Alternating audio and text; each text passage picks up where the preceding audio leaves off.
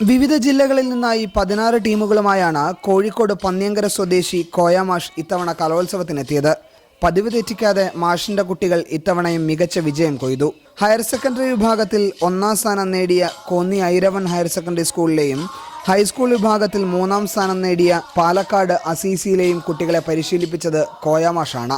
35 വർഷമായി കോൽക്കളിക്കൊപ്പമുള്ള കോയാമാഷിനിത് ജീവിതമാർഗം കൂടിയാണ്. 8ാം വയസ്സിൽ അപകടത്തിൽ കാലിന് പരിക്ക് പറ്റിയതിനു ശേഷം ഭാരിച്ച പണികളൊന്നും ചെയ്യാൻ പറ്റാതെ വന്നു. 15ാം വയസ്സു മുതൽ കോയാമാഷ് കോൽക്കളി രംഗത്തുണ്ട്, സജീവമായി തന്നെ. ശിഷ്യരുടെ വിജയത്തിൽ ഏറെ സന്തോഷമുണ്ടെന്ന് മാഷ് പറഞ്ഞു. ഞാൻ പഠിപ്പിക്കുന്ന എല്ലാ മക്കളും എനിക്ക് ഒരുപോലാണ്. അത് എല്ലാ കുട്ടികൾക്കും നല്ലവണ്ണം പഠിപ്പിക്കും.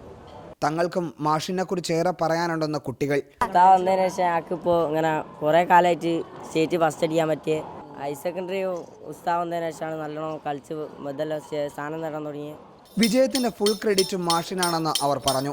കലോത്സവ വേദികളിൽ മാത്രമല്ല, കോൽക്കളിക്കിടം കിട്ടുന്ന എവിടെയും ഒരു കോൽക്കളി ടീമുമായി കോയാമാഷ് ഉണ്ടാകും.